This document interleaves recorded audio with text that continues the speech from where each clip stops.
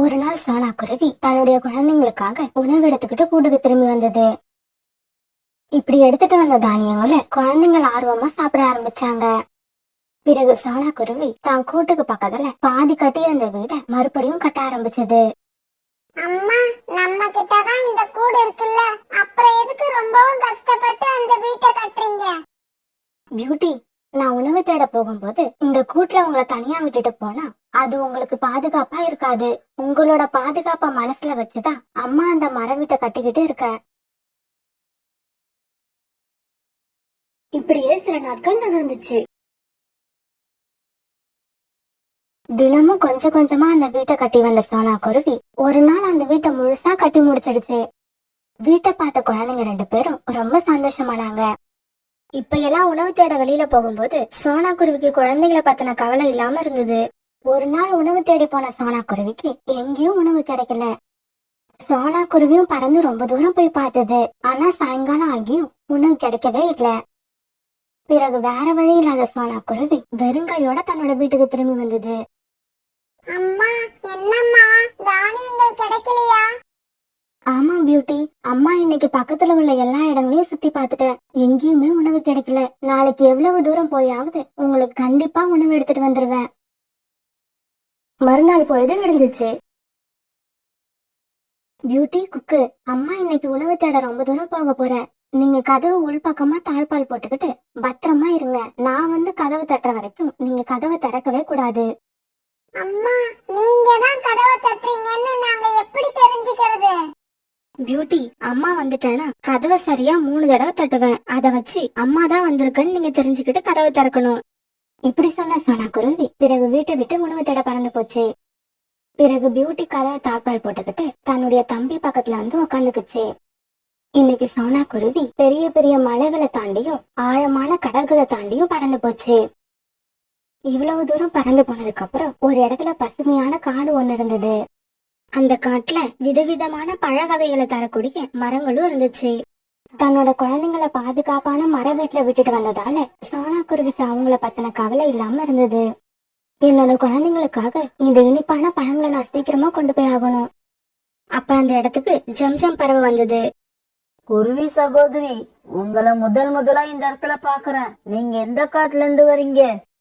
ஜம்ஜம் அண்ணா, நான் மலைப்பகுதியில உள்ள காட்டுல இருந்து வரேன். நான் இந்த காட்டுக்கு இப்பதான் முதலா வரேன். குருவி சகோதரி, இந்த காட்டுல எப்பவுமே ஏதாவது ஒரு மரத்துல பழங்கள் காய்ச்சிக்கிட்டு தான் இருக்கும். அதனால உங்க காட்டுல எப்ப உணவு பஞ்சம் வந்தாலும் நீங்க எங்க காட்டுக்கு வரலாம். ஜம்ஜம் அண்ணா, இந்த தகவலை சொன்னதுக்கு ரொம்பவும் நன்றி. இப்படி சொன்ன குருவி பிறகு நிறைய பழங்களை பறிச்சு எடுத்துக்கிட்டு தன்னோட காட்டுக்கு திரும்பி வந்தது. இப்படி வீட்டுக்கு வந்த சோனா குருவி தன்னோட வீட்டு கதவை 3 தடவை தட்டுச்சு. அம்மா வந்துட்டாங்க, அம்மா வந்துட்டாங்க. கொஞ்ச நேரம் இப்படி சத்தம் போட்டு சந்தோஷப்பட்ட பியூட்டி வாச கதவை திறந்து விட சோனா குருவி உள்ள வந்தது. ஐ, அம்மா இன்னைக்கு இனிப்பான பழங்களை எடுத்துக்கிட்டு வந்திருக்காங்க. நாம பசி தீர இதை சாப்பிடலாம். பியூட்டி, குக்கு, இன்னைக்கு நான் போன இடத்துல நிறைய பல வகையான பழங்கள் இருந்துச்சு. இதுக்கப்புறம் தினமும் என்னோட குழந்தைங்களுக்கு நான் இனிப்பான பழங்களை கொண்டு வருவேன். பிறகு சோனா குருவி, பியூட்டி, குக்கு இவங்க 3 பேரும் சேர்ந்து அங்க இருந்த பழங்களை சாப்பிட ஆரம்பிச்சாங்க. இப்ப எல்லாம் சோனா குருவி உணவுக்காக கஷ்டப்படுறதே இல்ல. தினமும் ரொம்ப தூரத்துல இருந்த அந்த காட்டுக்கு பறந்து போய் சாயங்காலம் வீடு திரும்புறப்ப இனிப்பான பழங்களை எடுத்துட்டு வந்தது. வீட்டுக்கு திரும்பின சோனா குருவி கதவை 3 தடவை தட்டி பிறகு வீட்டுக்குள்ள போச்சு. இப்படி வீட்டுக்கு திரும்பின சோனா குருவி தன்னோட வீட்டு கதவை சரியா 3 தடவை தட்டுறத காலுக்காக ரொம்ப நாளா கவனிச்சுக்கிட்டே இருந்தது. ஓஹோ, சோனா குருவி தன்னோட வீட்டு கதவை சரியா 3 தடவை தான் தட்டுது. அதுக்கு மேலையும் தட்டுறதில்ல, அதுக்கு கீழையும் தட்டுறதில்ல. அப்படின்னா சோனா குருவி வீட்டு கதவை யாரு போய் 3 தடவை தட்டுனாலும் சோனா குருவியோட குழந்தைங்க கதவை திறந்துடுவாங்க போல இருக்கு. காலுக்காக தெரிஞ்சுக்கிட்ட இந்த விஷயத்த வீட்டுக்கு போன உடனே கோரிக்காகத்துக்கிட்ட சொல்லுச்சு. காலுஜி, அப்படின்னா இந்த விஷயத்தை நாம போய் நம்ம காட்டுக்கு புதுசா வந்திருக்க கழுகக்கா கிட்ட சொன்னா கழுகக்கா ரொம்ப சந்தோஷப்பட்டு நம்ம கூட ஃப்ரெண்ட்ஷிப் வச்சுக்கும். இப்படி பேசிக்கிட்ட காலுக்காகவும் கோரிக்காகவும் உடனே கழுகக்காவை பார்க்க பறந்து போனாங்க. கழுகக்கா, கடல் தாண்டி உள்ள காட்டுல இருந்து எங்க காட்டுக்கு புதுசா வந்த உங்களுக்கு எங்களோட வணக்கம். காகங்களே, நீங்க யாரு? உங்க பேர் என்ன? கழுகக்கா, என் பேரு காளு, இவ பேரு கோரி, என்னோட மனைவி. ஓஹோ, காலு கோரிங்கிறது நீங்க 2 பேர் தானா? உங்களை பத்தி நான் ஏற்கனவே கேள்விப்பட்டிருக்கேன். அப்படியா? எங்களை பத்தி நீங்க என்ன கேள்விப்பட்டிருக்கீங்க? இந்த காட்டுல திருடுறது, பொய் சொல்றது, நம்பிக்கை துரோகம் பண்றது, இதுல எல்லாம் கை தேர்ந்தவங்க நீங்க தானே கேள்விப்பட்டிருக்கேன். காலுஜி, எனக்கு ரொம்ப பெருமையா இருக்கு. பெருமையா? எதை நினைச்சு பெருமைப்படுற? காலுஜி, எனக்கு ரொம்ப பெருமையா இருக்கு. நம்மளோட புகழ் கடல் தாண்டி அந்த பக்கம் உள்ள காட்டுக்கும் போயிருக்கு பாருங்க. அது சரி, காலு, கோரி, நீங்க 2 பேரும் எதுக்காக இங்க வந்தீங்க? கழுகக்கா, உங்க கூட நாங்க ஃப்ரெண்ட்ஷிப் வச்சுக்க ஆசைப்படுறோம். அதுக்காக உங்களுக்கு ஒரு விருந்துக்கு ஏற்பாடு பண்ணிருக்கோம். இப்படி சொன்ன கோரிக்காகவும் காலுக்காகவும் பிறகு சோனாக்குருவி குழந்தைங்களை பத்தி கழுகக்கா கிட்ட சொன்னாங்க. அப்படியா? காகங்களே, நீங்க மட்டும் அந்த குருவி குழந்தைங்களை எங்க கிட்ட ஒப்படைச்சிட்டீங்கன்னா நான் உங்களை நண்பர்களாக ஏத்துப்பேன். அப்புறம் உங்களுக்கு எந்த பிரச்சனை வந்தாலும் நான் உங்க கூட நிப்பேன். கழுகக்கா, நாளைக்கு காலையில சோனா குருவி உணவு தேட போனதுக்கு அப்புறம் நாங்க இங்க வந்து உங்களை அழைச்சுக்கிட்டு போறோம். பிறகு மறுநாள் சோனாக்குருவி வழக்கம் போல உணவு தேட பறந்து போச்சு. இத பார்த்த காகங்கள் 2 பேரும் கழுகக்காவோட கூட்டுக்கு போய் விஷயத்த சொல்லி கழுகக்காவை அழைச்சிட்டு வந்தாங்க. இப்படி சோனாக்குருவியோட வீட்டுக்கு கழுகக்காவை அழைச்சிட்டு வந்த காகங்கள் வீட்டு வாசல் கதவு 3 தடவை தட்டினாங்க. அக்கா, அம்மா வந்துட்டாங்க, சீக்கிரம் போய் கதவு தர. குக்கு இப்படி சொன்ன உடனே பியூட்டி வந்து கதவை திறந்து விட்டது. நீங்க எல்லாம் யாரு? எதுக்காக இங்க உள்ள வந்தீங்க? என்னது? எதுக்கு உள்ள வந்தீங்களா? உங்க வீட்டு பைப்ல தண்ணி சரியா வரலன்னு உங்க அம்மா போன் பண்ணி சொன்னாங்க. அத சரி பண்றதுக்கு தான் நாங்கெல்லாம் வந்திருக்கோம். கழுகக்கா, என்ன வேடிக்கை பார்த்துக்கிட்டு இருக்கீங்க? இவங்க 2 பேரையும் சீக்கிரமா தூக்கிக்கிட்டு போங்க. கோரிக்காக இப்படி சொல்ல கழுகக்கா உடனே குக்குவையும் பியூட்டியையும் தன்னோட காங்களால பிடிச்சு தூக்கிட்டு தன்னோட வீட்டுக்கு பறந்து போச்சு. பிறகு கொஞ்ச நேரத்துக்கெல்லாம் இனிப்பான பழங்களை எடுத்துக்கிட்டு சோனாக்குருவி தன்னோட வீட்டுக்கு திரும்பி வந்தது. இப்படி திரும்பி வந்த சோனா பிறகு வீடு பூரா தேடி பார்த்தது. குக்குவும் பியூட்டியும் எங்கேயுமே இல்ல. குக்குவும் பியூட்டியும் வீட்டுல இல்லாதால அவங்களுக்கு ஆபத்து வந்திருக்குமோன்னு நினைச்சு சோனாக்குருவி அழ ஆரம்பிச்சது. கழுகக்காவோட கூட்டுக்கு போன குக்கு பயந்து அழுதுகிட்டே இருந்தான். ஆனா சோனாக்குருவி சொல்லி கொடுத்தது அந்த சமயத்துல பியூட்டிக்கு ஞாபகம் வந்தது. குழந்தைங்களா, உங்களுக்கு ஏதாவது ஆபத்து வந்துருச்சுன்னா உடனே பயந்து போய் அழுது ஆர்ப்பாட்டம் பண்ணக்கூடாது. அந்த இக்கட்டான சமயத்துல இருந்து நாம எப்படி தப்பிக்கலாம்னு யோசிக்க ஆரம்பிக்கணும்.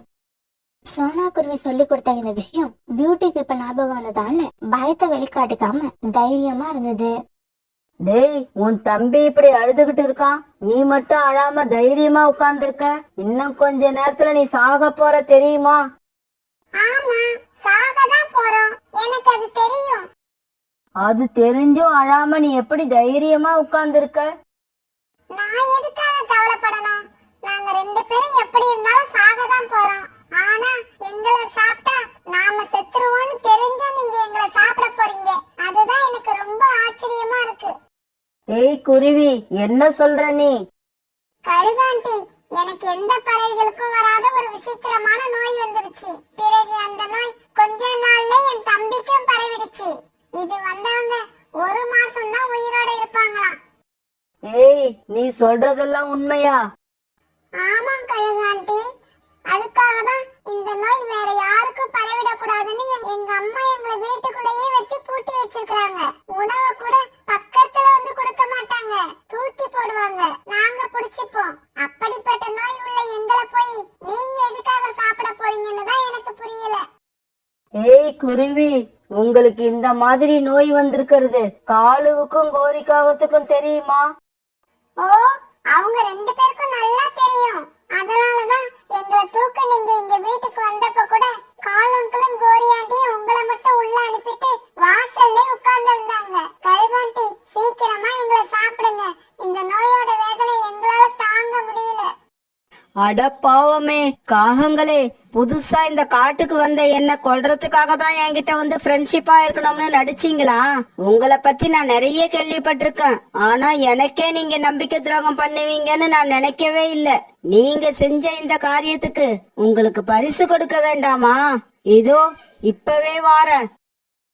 இப்படி சொன்ன கழுகக்கா உடனே அங்கிருந்து பறந்து காகங்களோட வீட்டுக்கு போச்சு. கழுகக்கா எப்ப பறந்து போகும்னு பாத்துட்டு இருந்த பியூட்டியும் குக்குவும் உடனே அந்த இடத்த விட்டு தங்களோட வீட்டுக்கு பறந்து போனாங்க. இப்படி போன கழுகக்கா காலுக்காகத்தோட வீட்டு கதவை தட்டுச்சு. காகங்களே கதவை திறங்க, நான் தான் கழுகக்கா வந்திருக்கேன். காலுஜி, சோனா குருவியோட குழந்தைங்கள சாப்பிட்ட கழுகக்கா நம்மள பாராட்டுறதுக்காக நேர்லயே வந்திருக்காங்கன்னு நினைக்கிறேன். ஆமாங்கோரி, அப்படிதான் இருக்கும். சீக்கிரமா கதவை தர. பிறகு காகங்கள் கதவை திறக்க கோபமா இருந்த கழுகக்கா அவங்களோட வீட்டுக்குள்ள போச்சு. வீட்டுக்குள்ள போன கழுகு தன்னோட கோபம் தீர காகங்களை அடிக்க ஆரம்பிச்சது. காகங்கள் இப்படி கழுகிட்ட அடி வாங்கிட்டு சோனா குருவி கழுகிட்ட இருந்து புத்திசாலித்தனமா தப்பிச்சு வந்த தன்னோட 2 குழந்தைங்களையும் நெஞ்சோட அணைச்சு ஆனந்த கண்ணை விட்டுச்சு.